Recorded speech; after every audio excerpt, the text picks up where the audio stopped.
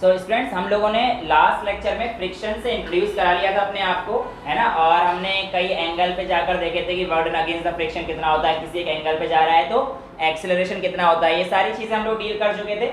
इसके अच्छे न्यूमेरिकल्स आज एक और लेक्चर कर लेते हैं, और जब हम लोग लास्ट में रखेंगे तो उस दिन में जितने भी इसके प्रीवियस ईयर क्वेश्चन आए होंगे या फिर और अच्छे जो न्यूमेरिकल्स होंगे उनको डील करके चैप्टर को वाइंड अप करेंगे। 2 या 3 लेक्चर और लगेंगे अभी इस चैप्टर में, उसके बाद चैप्टर वाइंड अप हो जाएगा।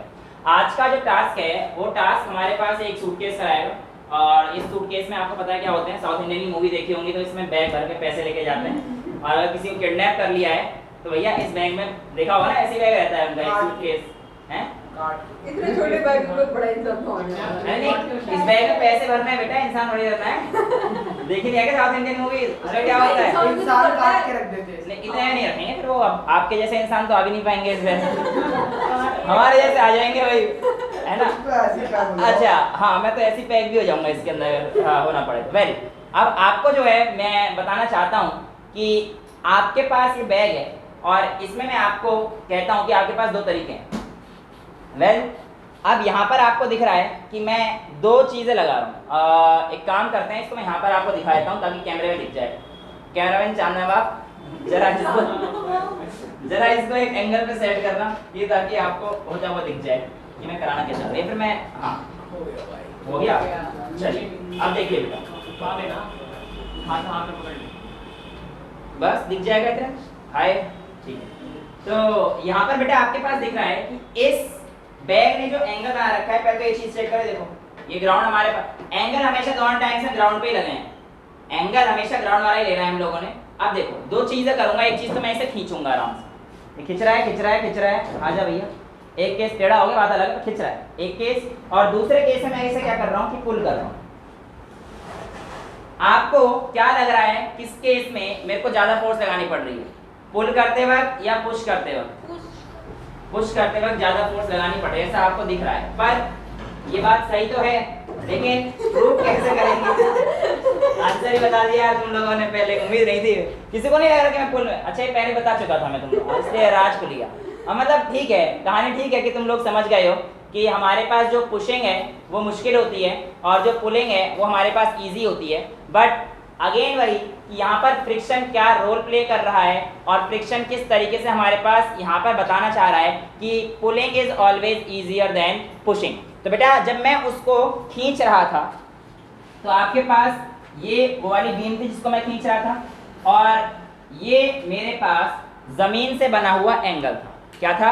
जमीन से बना हुआ एंगल था, क्योंकि अब मैं इसे खींच रहा हूँ, ठीक है। तो ये हमारे पास एंगल है।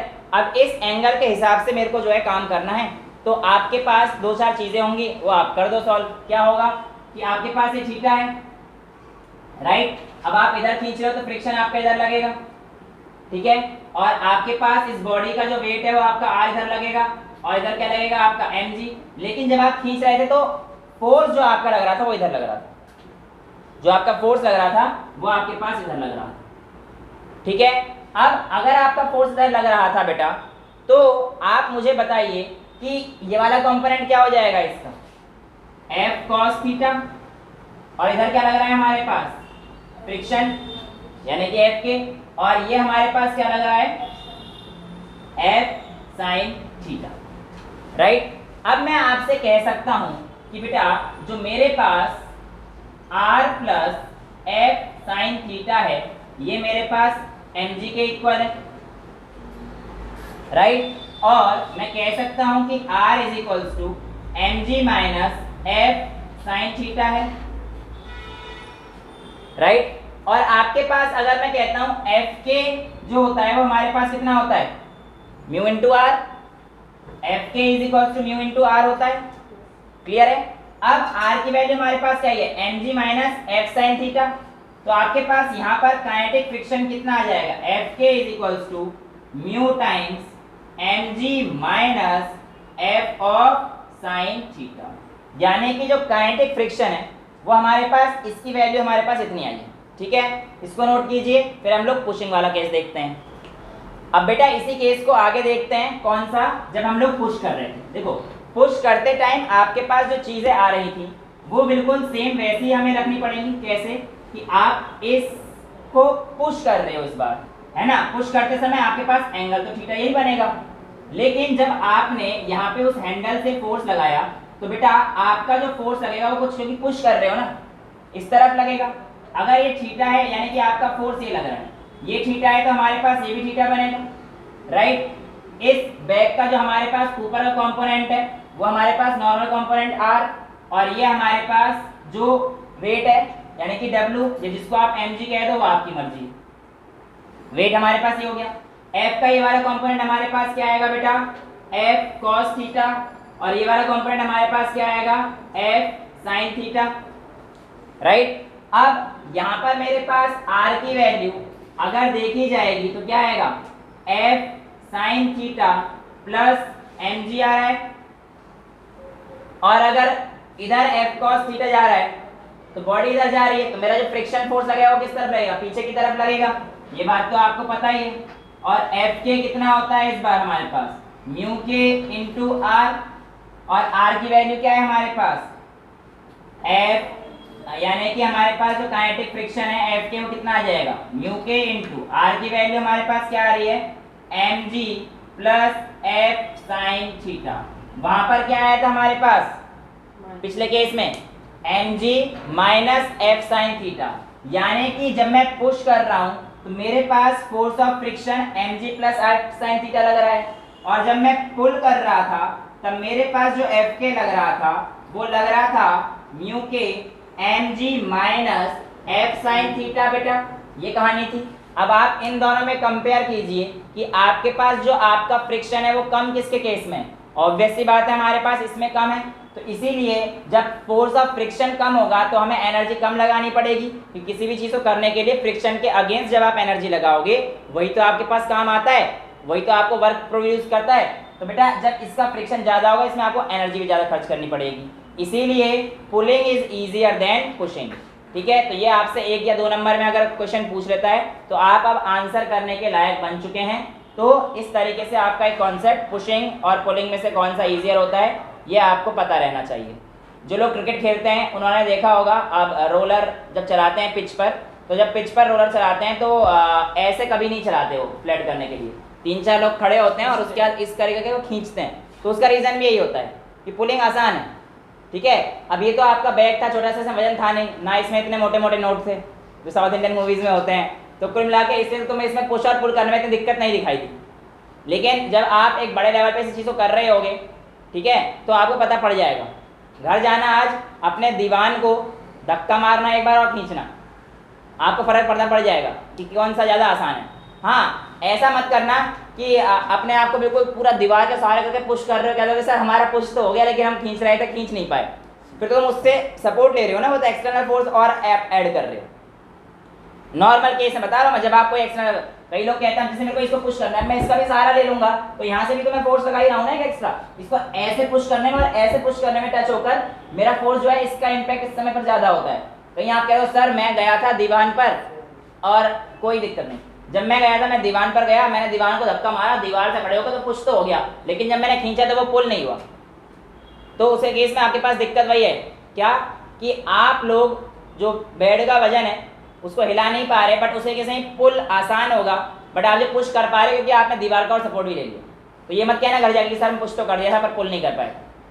ठीक है, तो हम यहाँ पे देख सकते हैं काइनेटिक फ्रिक्शन कम होता है ड्यूरिंग पुलिंग, तो that is why pulling is easier than pushing. ठीक है, इसके बाद बेटा जो हमारे पास टॉपिक है वो आता है सेंट्रीपिटल एक्सेलरेशन। और सेंट्रीपिटल एक्सेलरेशन अगर हम लोग देखते हैं तो हम ऑलरेडी डिस्कस कर चुके थे, अगर आपको याद हो तो। किसके केस में बेटा, जब चैप्टर नंबर 4 का हम लोगों ने रोटेशनल मोशन किया था, जिसमें मैंने वो बाल्टी घुमाई थी और पानी किसके ऊपर गिरा था, शायद वेदिका के ऊपर गिराया गया था, है ना। हाँ, उसने बाल्टी पूरी घुमाई थी, सना ने जादू करके दिखाया था, 10 रुपये दिए नहीं थे मेरे को। वेल कहानी अगर हम लोग देखते हैं तो एक्सेलरेशन जो हमारे पास आया था वो हमारे पास कितना आया था बेटा, a = v² अपॉन r के इक्वल आया था, राइट। सेंट्रीपिटल फोर्स क्या होगी अब देखो, अब अगर मेरे पास बॉडी ऐसे घूमती है तो हर पॉइंट पे तो उसकी वेलोसिटी आपको पता है चेंज होती है ना। अब यहाँ पर जब बॉडी सर्कुलर पाथ पर घूम रही होती है तो एक ऐसी फोर्स जो उस बॉडी को हर समय पर अपनी तरफ यानी कि सेंटर की तरफ खींचने की कोशिश करती है, उस फोर्स का क्या नाम होता है बेटा हमारे पास? Centripetal force. अब है तो फोर्स ही, और अगर फोर्स का एक्शन है तो हमारे पास F = ma भी रहेगा, और अगर F = ma है तो हमारे पास A की जगह पर क्या कर दिया जाएगा? v²/r कर दिया जाएगा। और जब आप F = mv²/r करेंगे तो बेटा इस फोर्स का क्या नाम आ जाएगा? Centripetal force. तो आप अगर यहाँ से इक्वेट करते हैं तो आपको क्या मिलता है? Centripetal force. अब ये सेंट्रीपिटल फोर्स के क्वेश्चन आप बहुत आराम से कर सकते हैं अगर आप इस फॉर्मूले को यूज़ करेंगे, क्योंकि जब आप क्लास 12th में क्वेश्चंस करेंगे तो वहाँ पर एक टॉपिक आएगा इलेक्ट्रोस्टैट्स में कि एक इलेक्ट्रॉन प्रोटॉन घूम रहा है ना, तो उसका बताइए कि किस तरीके से उसमें वेलोसिटी क्या है, उसका आर पूछ लेगा, कुछ ही पूछ सकता है। लेकिन जब भी सेंट्रीपिटल मतलब कोई पाथ सर्कुलर हो जाए, सर्कुलर मोशन हो जाए और उस समय फोर्स की कहानी आ जाए, तो मैक्सिमम क्वेश्चंस में आपको mv²/r तो यूज करना ही पड़ेगा। ठीक है, अब इस फोर्स को आप किसी भी तरीके से यूज कर सकते हो, ग्रेविटेशनल फोर्स को यूज कर सकते हो, क्योंकि देखो ग्रेविटेशनल फोर्स के दौरान भी आपका सेंट्रीपिटल फोर्स लगता है। कैसे? आपके पास सन और जो प्लेनेट घूम रहे हैं उसके आसपास, अर्थ वगैरह, वो कैसे घूम पा रहे हैं? सेंट्रीपिटल फोर्स तो लग रहा है उनके पास, वो सेंट्रीपिटल फोर्स की वजह से वो सर्कुलर मतलब जो इलिप्टिकल उनका ऑर्बिट है उस ऑर्बिट में वो घूम पा रहे हैं। ग्रेविटेशन में और डिस्कस करेंगे इसके बारे में, है ना। अगर कोई इलेक्ट्रॉन वहाँ पे घूम पा रहा है किसी भी एक पर्टिकुलर ऑर्बिट पे न्यूक्लियस के चारों ओर, तो उसका रीजन भी हमारे पास इलेक्ट्रोस्टैटिक फोर्स ऑफ अट्रैक्शन है, जो कि हमारे पास उसका सेंट्रीपिटल फोर्स प्रोवाइड कर रहा है। तो सेंट्रीपिटल फोर्स आप पहले भी ऑलरेडी देख चुके हैं। अगर आप बात कर रहे हो कि हम लोगों ने धागा पकड़ के जब बॉल घुमाई थी तो उसमें क्या होती है? टेंशन होती है धागे और बॉल के बीच में, उसकी वजह से सर्कुलर फोर्स आ रहा है। सेंट्रीपिटल फोर्स इस समय पर कौन सी होती है? धागे पे होती है, जो उसकी टेंशन होती है वो उसकी सेंट्रीपिटल फोर्स होती है। तो हम लोग सेंट्रीपिटल फोर्स को काफ़ी बार देख चुके हैं और किस तरीके से हमारे पास चीज़ें चली हैं ये बात हम लोग जान चुके हैं। ठीक है, तो ये हमारे पास सेंट्रीपिटल फोर्स का डिस्कशन होता है। अब जैसे कि अगर हमारे पास कार है, अगर कार किसी भी जगह पर टर्न ले रही होती है तो उसमें भी हमारे पास किसका इस्तेमाल आता है बेटा?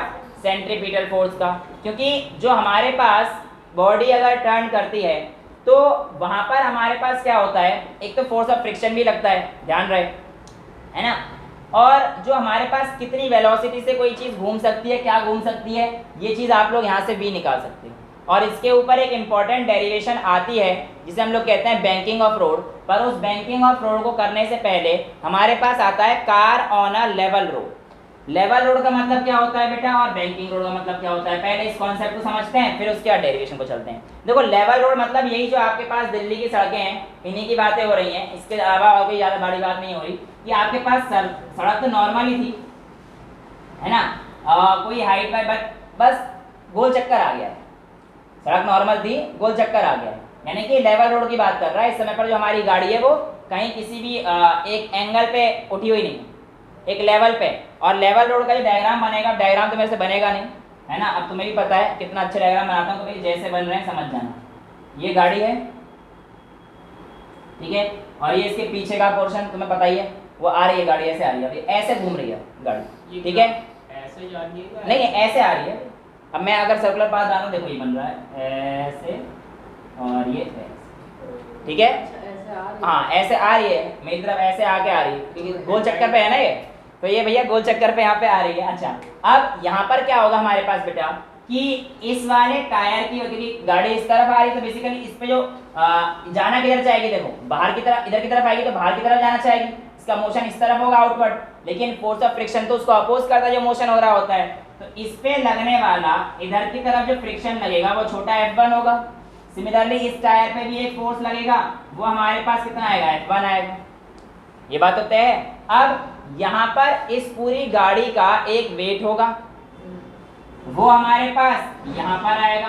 भाई इस गाड़ी का वेट तो हमेशा mg के इक्वल ही रहेगा, लेकिन इस बार r मैं यहाँ से नहीं ले सकता, क्योंकि हमारे पास गाड़ी का एक टायर इधर है, एक टायर इधर है, जिसकी वजह से हमारे पास दिक्कतें आ रही हैं। तो जब हमारे पास टायर दो हैं तो हमारे पास जो रिएक्शन लगेंगी वो इस टायर की वजह से जो लगेगी वो हमारे पास R1 आ गई, और इस टायर की वजह से जो हमारे पास लगेगी वो R2 आ गई। हाँ नॉर्मल मतलब इसका, हाँ जो इस वाले टायर को, क्योंकि आप देखो ना गाड़ी का अगर एक भी टायर दिक्कत हो जाए दूसरा टायर खड़ा हो जाएगा, इसका मतलब हमारे पास दो रिएक्शन बैलेंस कर रहे हो, दोनों टायर ही कर रहे हैं, लेकिन पूरा वेट तो अब भी नीचे ही लग रहा है, उसमें तो कोई चेंज है नहीं। और जब गाड़ी ये सेंटर की तरफ कौन लेके आना चाह रहा है, आपका फ्रिक्शनल फोर्स इस बार लेके आना चाह रहा है। यानी कि जो आपका फ्रिक्शनल फोर्स है ये आपके पास किस चीज को प्रोवाइड करने की कोशिश कर रहा है, सेंट्रीपिटल फोर्स को प्रोवाइड कराने की कोशिश कर रहा है, जिसकी वजह से आपकी गाड़ी क्या होगी, घूम पाएगी। अब अगर मैं यहाँ पे आपसे कहता हूँ कि इसको F2 ले लेते हैं, कि जो आपके पास नेट वैल्यू अंदर के फोर्स की है वो आपके पास क्या है, F1 प्लस F2 के इक्वल है, F1 प्लस F2 के इक्वल है। और आपके पास F1 को मैं क्या लिख सकता हूँ, देखो इस सड़क के बीच में और इस टायर के बीच में मान लेता हूँ एक कोफिशिएंट ऑफ फ्रिक्शन म्यू, वो तो जो इस टायर का है और सड़क के बीच में दोनों के लिए सेम रहेगा। भाई कोफिशिएंट ऑफ फ्रिक्शन होता है जो दोनों में लग रहा है तो सेम रहने वाला है, वो तो चेंज हमारे पास होगा नहीं।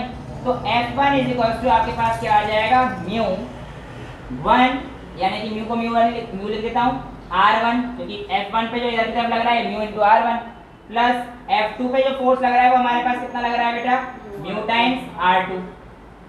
लेकिन यहाँ पर देखना R1 प्लस R2 आपके पास कितना लगेगा बेटा, R1 प्लस R2 ये किसके इक्वल है आपके पास, इसके वेट के, mg के इक्वल है बेटा, है कि नहीं।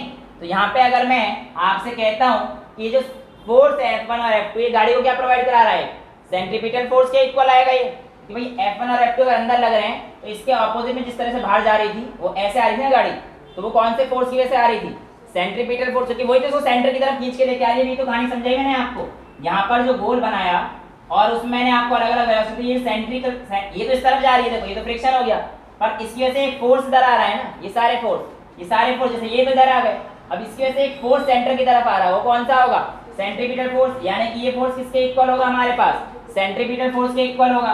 तो आप कह सकते हो कि सर mv²/r जो कि सेंट्रीपिटल फोर्स के इक्वल होता है, तो हम लोगों ने देख लिया था, is equals to mu times R1 plus R2 हो जाएगा बेटा।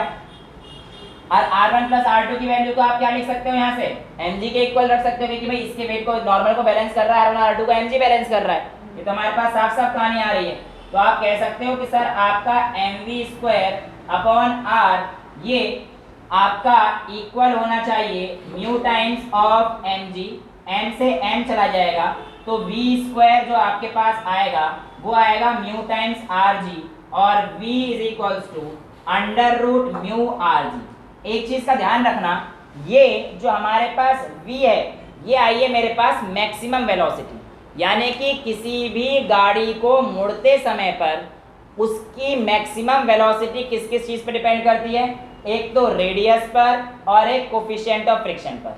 अब अगर आपने इससे ज़्यादा वेलोसिटी से गाड़ी लेकर आ रहे हो तो आपकी गाड़ी स्किड कर जाएगी और फिसल सकती है और एक्सीडेंट होने की संभावनाएं आपके पास आ जाती हैं। तो आपके पास जो मैक्सिमम, मतलब यहाँ तक तो वैसे दिखाया जाता है, बट आपके पास ये साइन आना चाहिए वैसे तो ग्रेटर देन इक्वल टू इतनी हो सकती है। अगर किसी भी केस में v की वैल्यू ज़्यादा आ गई इससे तो आपकी गाड़ी क्या हो जाएगी, स्किड कर जाएगी। तो v मैक्स आप जो रख सकते हो, यहाँ पे मैक्स यूज़ करूँगा, वो कितनी आएगी, √μrg। वो किस तरीके से आती है ये मैंने आपको दिखा दी। और अगर इससे ज़्यादा एक्सीड कर जाएगी तो आप वहाँ पर पहले तो होंगे, बाद में पता नहीं होंगे या नहीं होंगे। इतना नोट कीजिए, फिर हम लोग बैंकिंग ऑफ रोड्स पर चलते हैं। तो बेटा हम लोगों ने पिछला जो क्वेश्चन देखा वो क्या था, पिछला टॉपिक था circular motion of a car on a level road, और अब हम लोग क्या देख रहे हैं, circular motion of a car on a bank road. अब ये जो बैंक रोड है, पहले बैंकिंग ऑफ रोड है, इसको समझते हैं क्या होता है। देखो आपके पास बेसिकली जब आप रास्ते में आ रहे हो तो आप अब क्या कर रहे हो, बेसिकली पहाड़ पे समझो, आप कहाँ पर हो, पहाड़ पर हो। अगेन वही कहानी, पहाड़ पे जा रहे हो, किसी को बैठा रखा है आराम से और ठंडी वादियों में घूम रहे हो, ठीक है। अब आप जब पहाड़ पे जाते हो तो आपके पास रास्ता इस बार सीधा ऐसा नहीं होता है, इस बार क्या होता है कि यहाँ से तो ऐसे जाएगा पर साइड से ऊपर एंगल बन जाता है, यानी कि इसके आप समझ रहे हैं रास्ता कुछ इस तरीके से होगा। अगर यहाँ से ऐसे जा रहा है तो बाहर वाला किसी एक एंगल पे चढ़ाई होगी ना, वो तो एक तो नीचे होगा तो वो ऊपर की तरफ चढ़ता चला जाता है। अब कहानी ऐसी है कि आपके पास जो इनर कर्व है उसको फिक्स मान लेता हूँ, तो आउटर कर्व जो होता है जब आप उसे रेज करते हो, जो इनर कर्व है उसके मुकाबले आप आउटर कर्व को क्या कर देते हो, रेज कर देते हो, उस फेनोमेना को हम लोग क्या कहते हैं, बैंकिंग ऑफ रोड। जैसे कि मैं आपसे कहता हूँ कि ये आपके पास एक नॉर्मल जिस पे आप सड़क पे आओगे, लेकिन ये अंदर वाला रास्ता तो ये है, ठीक है। जो बाहर वाला रास्ता आएगा वो हमारे पास यहाँ कहीं थीटा एंगल पे रेज, तो आउटर जो कर्व है ये हमारे पास कितने डिग्री पे है, थीटा डिग्री से रेज है, कोई भी वैल्यू हो सकती है। अब आपकी गाड़ी जो पहले ऐसे खड़ी थी वो अब कैसे हो जाएगी, ऐसे हो जाएगी थीटा डिग्री पे, समझ पा रहे हो। और गाड़ी का डायग्राम बन पाना तो बड़ा मुश्किल है मेरे से, तो ऐसे ही मैंने पहले रोड बना दी। चलो कोशिश कर सकते हैं भैया, देख दाते ये आ गई आपकी गाड़ी, समझ पा रहे हो ना। गाड़ी हमारे पास इस तरीके से है और गाड़ी हमारे पास इस तरीके से होगी। अब देखो बेटा, यहाँ पर हमारे पास अगर इसका वेट जो पहले mg से वो mg भी सरक गया है, तो mg तो हमारे पास इधर लगेगा, राइट। और इसका जो मेरे पास r कंपोनेंट है वो कुछ इस तरीके से है, ये यहाँ से थीटा डिग्री से, ये भी देखो थीटा डिग्री से अगर मैंने इसको लिफ्ट किया है तो मेरा r mg को बैलेंस कर रहा होता। अगर मैं, एक तो डायग्राम अच्छे से नहीं बनते, ध्यान से समझना बेटा, बहुत आसान से हैं, लेकिन वही ये डायग्राम अच्छा सा नहीं बना था, थोड़ा सा घुचुड़ पुचुड़ सा हो गया था कुछ, तो मैं दोबारा बनाने की कोशिश करता हूँ। अब की बार निपटाऊंगा चाहे कैसा ही जाने, बड़ी मुश्किल से तो बनता है। ये हमारे पास क्या है, टायर है, और ये कहानी हमारे पास ऐसी, ठीक है।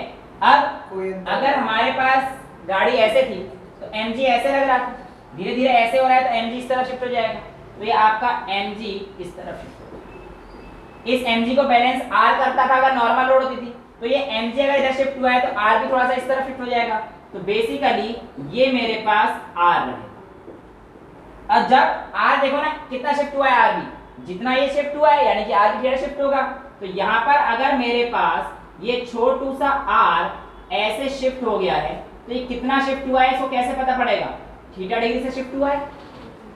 इस r के दो कंपोनेंट क्या रहेंगे बेटा मेरे पास, ये वाला कंपोनेंट मेरे पास क्या आ जाएगा, r cos थीटा, और ये वाला जो कंपोनेंट आएगा मेरे पास इधर क्या आएगा आपके पास, r टाइम्स साइन थीटा, समझ पा रहे हो, r टाइम्स साइन थीटा। अब जरा यहाँ पर देखो, अब ये तो टायर उठा हुआ है पर कहीं तो यहाँ से करेंगे ना हम लोग, कि यहाँ पर अगर गाड़ी है फिर सेम वही कहानी है भैया, r1 आपके पास इधर लग रहा होगा, r2 आपके पास इधर लग रहा होगा, और इस तरफ क्या लग रहा होगा बेटा हमारे पास, फोर्स ऑफ फ्रिक्शन, यानी कि इस बार आपका जो F लग रहा होगा वो ये लग रहा होगा। तो आप R1 R2 ले रहे हो और अगर R3 ले रहे हो। हाँ R तो मेरे पास नॉर्मल माना मैंने, और R1 और R2 अगर मेरे पास इसका आता है तो मैं ये कह के चलता हूँ। R1 R2 हमारे बैलेंस करते हैं ना, हाँ। ठीक हो। इस केस में तो आप R कैसे ले रहे हो? R मैं बोल तो रहा हूँ कि R लेके चल रहा हूँ ताकि पूरी बॉडी को एक मान के चल रहा हूँ। अरे R is equal to R1 plus R2 है बेटा, अब भी सेंटर से अगर मैं उठा लिया है तो मैं कह के चल रहा हूँ कि हमारे पास जो R है वो अभी mg के इक्वल रहता है, ठीक है। अब आपके पास F इस तरफ आया है, आपके पास F अगर इस तरफ आया है तो आप खुद सोचो, इस F को ध्यान से देखना, मैं इधर अलग से बना रहा हूँ, ये मेरे पास थीटा डिग्री पे है, मतलब अगर नॉर्मल केस ये होता तो बेसिकली कहानी कुछ ऐसे होती कि मेरे पास यहाँ पर ये नॉर्मल केस में फ्रिक्शन इस तरफ लगता है, और मैंने अगर थीटा लगाया तो फ्रिक्शन इस तरफ लग रहा है, ये थीटा एंगल है, और अगर ये थीटा एंगल है तो मेरे पास अगर मैं यहाँ से ऐसे डिजाइन करता हूँ तो ये भी थीटा एंगल है, समझ रहे हो ना, फ्रिक्शन के लिए स्पेशली है केस। तो आपका जो फ्रिक्शन लग रहा है वो तो हमारे पास इस टाइम पे लग रहा है, समझ गए ना, ये थीटा एंगल कैसा है समझ गए। तो ये वाला जो हमारे पास कंपोनेंट आएगा ये क्या आएगा, F टाइम्स cos थीटा, और जो नीचे वाला कंपोनेंट आएगा ये हमारे पास क्या आएगा, F टाइम्स sin थीटा। समझ पा रहे हो कहानी को। तो ये वाला हमारे पास कंपोनेंट किसके इक्वल रहा, F cos थीटा के, और ये वाला नीचे वाला कंपोनेंट मेरे पास किसके इक्वल रहा, F टाइम्स sin थीटा के। अब आप खुद सोचो कि जो ये वाला कंपोनेंट है मेरे पास F sin थीटा, ये किसको बैलेंस कराना चाह रहा है और किस चीज की वजह से है। देखो वही कहानी है कि F इधर की तरफ लग रहा है, इसका भी F इधर लग रहा होगा, मैंने पूरा ओवरऑल मान के एक कंपोनेंट ले लिया है कि F cos थीटा इस तरफ लग रहा है, और ये इसको सेंट्रीपिटल फोर्स प्रोवाइड कर रहा होगा। यही तो कहानी थी पिछली बार भी, इस बार भी सेम कहानी है। तो आप कहेंगे कि सर आपका इस डायरेक्शन में लगने वाले सभी फोर्स सेंट्रीपिटल फोर्स को प्रोवाइड कर रहे हैं। तो इस डायरेक्शन में लगने वाले फोर्स देखो, एक तो r sin थीटा और दूसरा हमारे पास F cos थीटा। तो देखो ना, समझ गए ना, इस डायरेक्शन में हमारे पास कौन सा लग रहा है, F cos थीटा, और दूसरा फोर्स हमारे पास r sin थीटा। तो आप कह सकते हो कि सर आपके पास r sin थीटा प्लस आपका F cos थीटा ये क्या प्रोवाइड करा रहा है, आपका सेंट्रीपिटल फोर्स प्रोवाइड करा रहा है, राइट। और इस वाले एक्शन पे अगर मैं देखूंगा तो मेरे पास देखो r cos थीटा ऊपर है, mg और f sin थीटा नीचे हैं। समझ पा रहे हो? मैंने इसको अलग लिखने का रीजन ये है कि आप यहाँ पे कंफ्यूज ना हो जाएं। लेकिन लाइन ऑफ एक्शन अगर आप देखोगे f sin थीटा नीचे लग रहा है, mg नीचे लग रहा है और इस पे r cos थीटा ऊपर लग रहा है, तो आप कह सकते हो कि r cos थीटा बराबर हो जाएगा आपके पास mg plus f times sin theta. कोई डाउट? अब आप एक काम करो, x sin थीटा पे इधर लेके इस पे इक्वेशन फर्स्ट बना दीजिए, इस पे इक्वेशन सेकंड बना दीजिए। r cos theta minus f sin theta is equals to mg, इसको आप इक्वेशन सेकंड बना दीजिए, ठीक है। अब आप क्या कीजिए, फर्स्ट को सेकंड से डिवाइड कीजिए। क्या करना है? Divide first equation by second. तो आपके पास क्या आ जाएगा बेटा? r sin theta plus f cos theta divided by क्या आएगा बेटा? r cos theta minus f sin theta is equals to mv square by r upon में mg आ जाएगा। तो यहाँ पे मैं r mg लिख देता हूँ और m से m काट देता हूँ तो v स्क्वायर बाय rg आ जाएगा। यहाँ तक समझ में आया? यहाँ तक तो कोई डाउट नहीं है। इसके बाद मैं यहाँ पर सॉल्व कर देता हूँ, आप लोगों के पास क्या क्या चीजें आएंगी। अब आपको क्या करना है, सारी इक्वेशन जो आपकी LHS में है, जो आपकी LHS में है, इसको r cos थीटा से डिवाइड करना है। क्या करना है? r cos थीटा से आपको डिवाइड करना है और सारी को यानी कि न्यूमरेटर और डिनोमिनेटर दोनों को। तो मैं कहता हूँ divide numerator and denominator by r cos theta on LHS, left hand side पर आप डिवाइड कर दीजिए। तो आपके पास क्या आ जाएगा देखते हैं, r sin थीटा अपॉन में देखते जाना बेटा r cos theta plus f cos theta upon में r cos थीटा, ठीक है। अब यहाँ पर हमारे पास क्या आ गया है, अपॉन ये वाला, तो हमारे पास फिर से क्या आएगा, r cos थीटा अपॉन में r cos theta minus f sin theta upon में r cos थीटा। यहाँ तक चीज समझ में आ रही है? ये सब चीज किसके इक्वल है बेटा? हमारे पास v स्क्वायर बाय rg के equal. r sin theta upon cos theta को मैं क्या लिख सकता हूँ? tan थीटा, tan थीटा लिखा जा सकता है। तो आप लोग क्या कहोगे इसे? tan theta f cos theta से cos थीटा गया प्लस f बाय r बचेगा, plus f by r upon में r cos theta upon r cos theta 1 minus sin theta upon cos theta कितना आ गया आपके पास? म्यू टाइम्स कितना आया हमारे पास? tan थीटा, ठीक है। समझ में आ रहा है?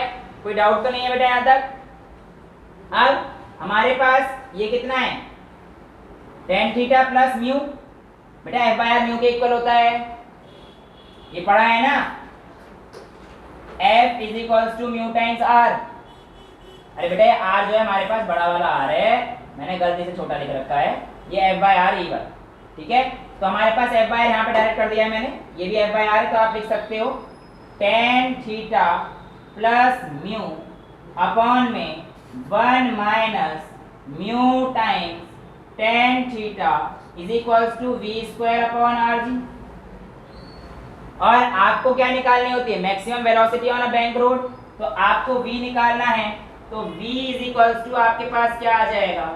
Under root of rg, bracket यहाँ पे आपके पास आएगा mu plus tan theta upon में 1 minus mu times tan theta. ये आपके पास वैल्यू आ जाती है आप बैंकिंग ऑफ रोड पर कितनी मैक्सिमम वेलोसिटी से चला सकते हैं अपनी गाड़ी। जब आपकी रोड थीटा डिग्री से बेंड होती है तो आपके पास क्या आता है? V max is equals to R G mu plus tan theta 1 minus mu times tan theta. ये आपकी फुल डेरिवेशन हो गई। अब कहता है कि अगर किसी रोड पे कोफिशिएंट ऑफ फ्रिक्शन हो ही नहीं, यानी कि म्यू है ही नहीं, तो आपके पास उस समय पर आपकी वी मैक्स कितनी आएगी?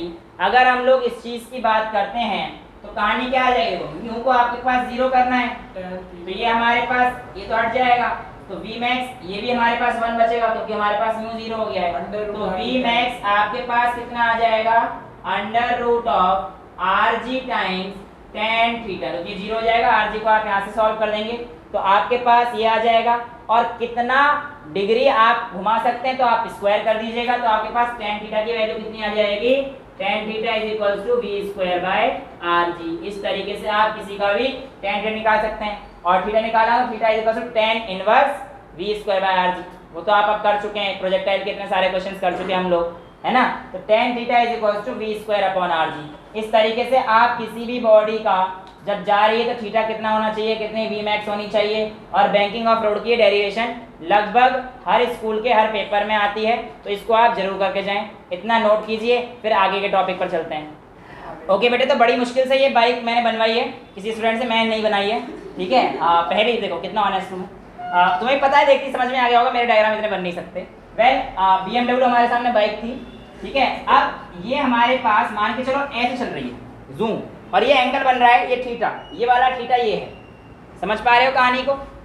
अब अगर ये थीटा चल रहा है तो बेसिकली थोड़ा सा हैंडल टेढ़ा हो गया, पर समझो कि हमारे पास इसका जो आर जा रहा है वो तो इस तरफ जा रहा है, ये हमारे पास आर तो इस तरफ से जा रहा है। बट कहानी फिर से वही है कि ये आर भी जब साइकिल ऐसे थी तो हमारे पास आर ऐसे था, और जब ये यहाँ पर गया तो ये आर भी हमारे पास जो जाएगा किसी थीटा डिग्री से जो है हमारे पास क्या हो जाएगा, चेंज हो जाएगा। समझ पा रहे हो। तो हमारे पास ये वाला जो कंपोनेंट है ये थीटा डिग्री से हमारे पास क्या हो जाएगा, चेंज हो जाएगा। और ये जो हमारे पास थीटा है ये क्या होगा, बिल्कुल ये नीचे वाली इसको वेट को बैलेंस कर रहा होगा, तो इसका जो नीचे वाला वेट जा रहा होगा ये हमारे पास क्या आएगा, mg आएगा। समझ पा रहे हो। और जब गाड़ी इधर चल रही है तो हमारे पास इस तरफ क्या लग रहा होगा, ये r sin थीटा, और ये वाला हमारे पास ऊपर कौन सा कंपोनेंट जा रहा होगा बेटा, इधर r cos थीटा जा रहा होगा। हमारे पास r तो ये जा रहा है ना, कहाँ गया r, ये गलती से बना दिया, ये वाला r। समझ गए कहानी को। तो यानी कि अब खुद सोचो, कहानी बिल्कुल वही है इस बार, गाड़ी बस ऐसे चल रही है तो ये r sin थीटा की वजह से हमारे पास इसमें जो फ्रिक्शन लग रहा होगा कुछ इस तरफ से लग रहा होगा, वही कहानी है। और उसकी वजह से हमारे पास क्या मिल रही होगी, हमें सेंट्रीपिटल फोर्स मिल रही होगी। इस r sin थीटा की वजह से हमारे पास क्या मिल रही है, सेंट्रीपिटल फोर्स मिल रही है। और r cos थीटा क्या कर रहा है, इस बॉडी के यानी कि साइकिल के उसको बैलेंस करके चला हुआ है। तो जो सेंट्रीपिटल फोर्स मिल रही है वो किसकी वजह से मिल रही है, r sin थीटा की वजह से। तो आप कह सकते हो कि r sin थीटा क्योंकि सेंट्रीपिटल फोर्स प्रोवाइड कर रहा है तो F = ma। और अभी मैंने आपको बताया था सेंट्रीपिटल फोर्स का फॉर्मूला mv²/r। ये आपके पास इक्वेशन 1 बन जाएगी। और दूसरी इक्वेशन जो आपके पास बनेगी वो किसकी बनेगी, r cos थीटा = किसके बराबर है बेटा, हमारे पास ये mg के इक्वल है। तो आप यहाँ पर mg लिख दीजिए, ये आपके पास इक्वेशन 2 बन जाएगी। ये जो हमारी बाइक है, अगर मैं आपसे पूछूंगा, सॉरी साइकिल जो भी है भाई, अब तुम लोग गाड़ी में सफ़र किए थे, अब हम लोग बाइक चला रहे हैं, चलो ये BMW हो गए तो मेरी नहीं हो सकती, मेरी तो भाई नॉर्मल वाली साइकिल आती है। कौन सी आती है, एटलस की आती है ना। हाँ भाई, हम तो एटलस वाली साइकिल में चलते हैं, तो है एटलस हीरो। अच्छा हीरो की साइकिल, अच्छा नॉर्मल हीरो तो मैं हूँ ही, थैंक यू यार। चलो यहाँ पर देखते हैं कि हमारे पास 2 इक्वेशन बन गई हैं। तो इन 2 इक्वेशन को आपको कुछ भी नहीं करना है, डिवाइड कर देना है।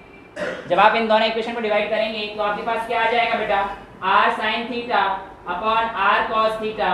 अब आप देखेंगे यहाँ पर mv²/r अपॉन में mg है, तो यहाँ पे mg आ जाएगा, m से m चला जाएगा, इसको आप tan ले सकते हो। तो फिर से वही कहानी आ जाएगी कि आप कितने डिग्री से मुड़ सकते हैं, तो ये आपके पास आ जाएगा। और ये आप कर चुके हैं, v² = tan थीटा r, और थीटा = अगर कितने एंगल पे जाना है तो tan इनवर्स v²/rg। ये आप लोगों के पास बेंडिंग ऑफ साइक्लिस्ट कितने डिग्री तक, जैसे आप देखते हो ना बाइक में भी, जब मोटो जीपी देखते हो आप तो गाड़ियाँ सॉरी बाइक जो है वो लेके यूं हो जाते हैं पूरा, बट वो एक लेवल तक ही होते हैं। अगर इस लेवल से ज़्यादा हुए तो क्या हो जाएंगे, वो गिर जाएंगे, है ना। तो ये चीज़ आपसे पूछी जाती है कि इसके पास जो मैक्सिमम थीटा एंगल बन सकता है वो कितना बन सकता है। तो आपके पास आपका आंसर आपके सामने आ चुका है। इस तरीके से हम लोग आज के टॉपिक को यहीं विदा कर देते हैं। अगली क्लास में हमारा चैप्टर जहाँ तक खत्म हो जाएगा कुछ न्यूमेरिकल्स के साथ। That's all for today, thank you so much.